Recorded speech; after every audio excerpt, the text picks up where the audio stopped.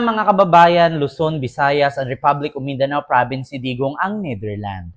So ngayon mga kababayan, meron tayong ipaparating sa inyo na isang balita na kung saan si number 1 Senador Robin Padilla na disgrasya daw sa Netherlands. Totoo ba?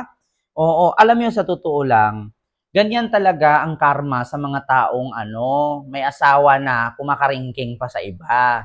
Oo, ganyan naman talaga kasi sabi nga nila, sa bagay, wala namang problema kung kumakaringking siya sa iba kasi siyempre Muslim naman siya. Hanggat kaya niyang tustusan yung isa, kahit mag-asawa siya ng 5. Oo. Pero sa totoo lang mga kababayan, speaking of pagkadisgrasya ni Robin sa Netherlands, ito po yung kwento. Nabangga kami nung isang kotse. Nag-domino na, bumangga din doon sa isa. Ayun. Alhamdulillah. Alhamdulillah, okay naman kami lahat. Praise God. Praise God pa.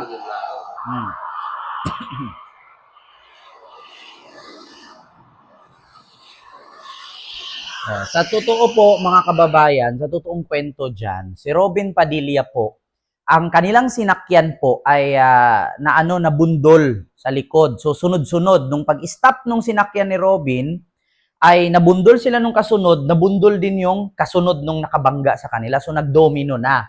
So actually mga kababayan, bakit nga ba nangyari ang mga ganitong bagay, mga ganitong pangyayari? Bakit?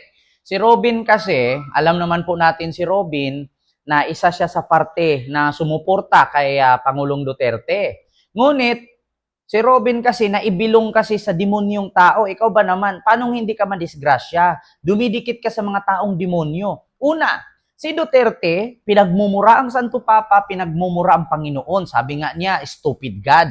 So talagang ito ang sasapitin ninyo. Nung nakaraan, yung mataba na abogado, si Midaldia ba yon? O, sinugod sa ospital. So ngayon mga kababayan, bukod dito, mga kababayan, sa nadisgrasya nga, itong si Robin Padilla, ay merong nakitaan ng isang picture or isang video na humalik ito sa isang babae. Alam ba ito ni Mariel? Nako, mga kababayan. Nagulat ang lahat sa paghalik ni Robin sa babae habang nasa Netherlands. Pagpapawalang Nako. sala kay FP Rodrigo Duterte Diyos mula ko. sa ICC. Humahalik. Dahil dito, nag-trending kaagad ang video na ito at marami ang nag-tag kay Maria Padilla sa post na ito. Patay. Hindi naman malinaw kung taga-Netherlands ang babaeng hinilakan niya o kasamahan nila galing sa Pilipinas. Kasama din ni Robin Padilla ang anak ni FPRRD na si Vice President Sara Duterte sa Netherlands.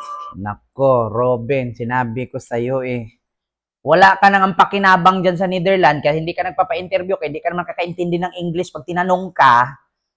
Wag mong sabihin, Robin, pag in-interview ka dyan, English ang mag-interview sa'yo, sabihin mo mag-Tagalog ka kasi nasa Netherlands tayo. Baka sampalin ka dyan at bugbugin ka pag tulungan ka ng mga Dutch dyan.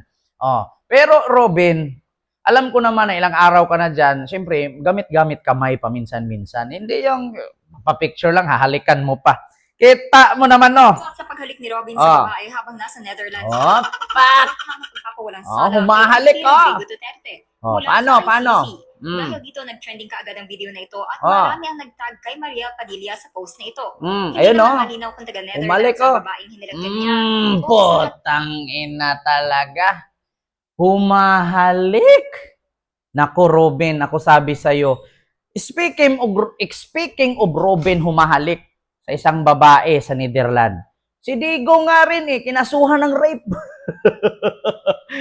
Kinasuhan ng panghahalay, di umano, or REPA, no? Doon sa ICC, di umano. Naku, Robin, okay lang yan. Pareho pala kayo ng iniidolo mong si Digong Pareho kayo ng iniidolo mong si, Rodrigo Duterte. Naku, Robin, kaya ka pala minalas-malas at binunggo yung sinakyan ninyo Bakit? Gumaganon pa yung uso. Gaganon. Maabot pa talaga. Potang ina. Kaya pala pumunta ka dyan Sa Netherlands. Humahalik Rodrigo Duterte mula sa ICC. Dahil dito, nag-trending kaagad ang video na ito at marami ang nag-tag kay Maria Padilla sa post na ito. Hindi naman malinaw kung taga-Netherlands ang babaeng hinilakan niya o kasamahan nila galing sa Pilipinas. Kasama din ni Robin Padilla ang anak ni FPRRD na si Vice President Sara Duterte sa Netherlands. Nako, ano kayang reaksyon ng mga tao nito? Ito lang ba ang pinunta mo dyan, Robin? O, ito, manang-mana sa amo niyang si Digong sa kamanyakan. Ayun o, comment yan.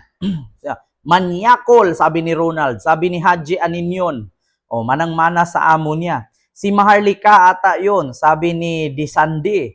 Sabi ni 37 Mafia, gwapo kasi kaya nag-request yung girl. Wow! Putang ina naman, porket DDS ka.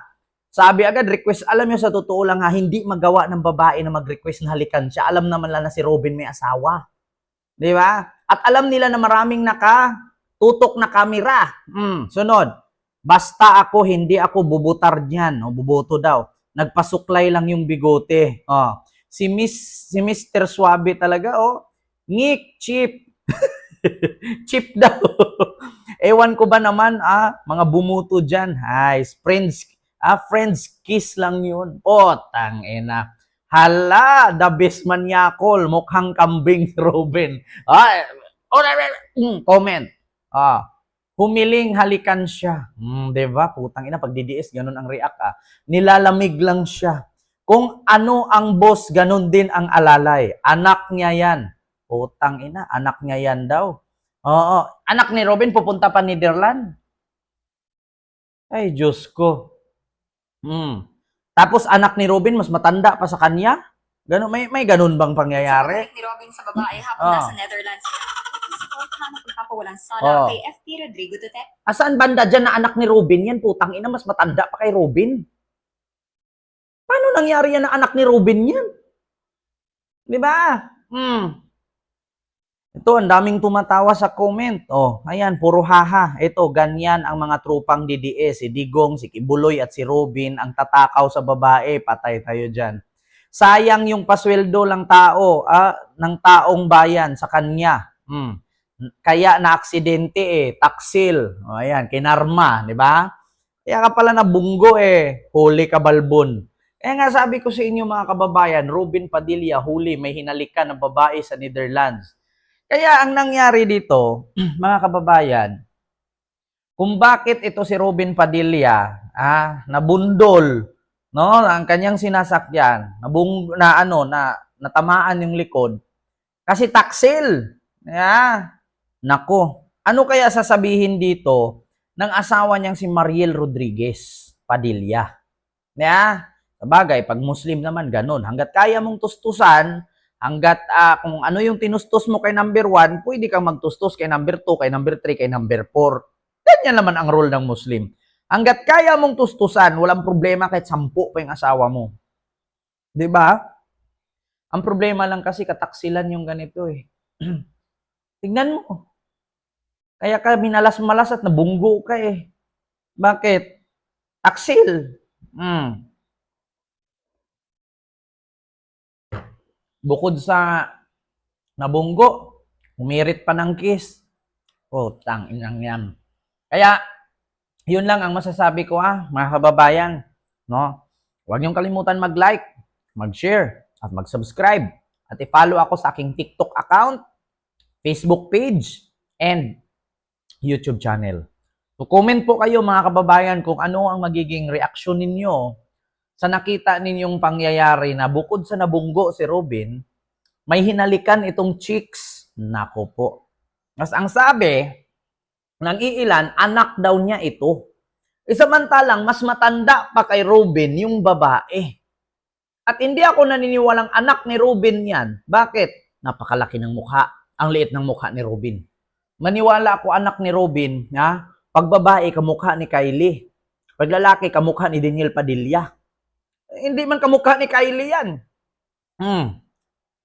Hindi anak ni Robin yan. Nako. Kaya pala yan lang pala pinunta mo dyan Manghalik. So yun lang mga kababayan. Huwag kalimutan mag-like, mag-share, mag-subscribe.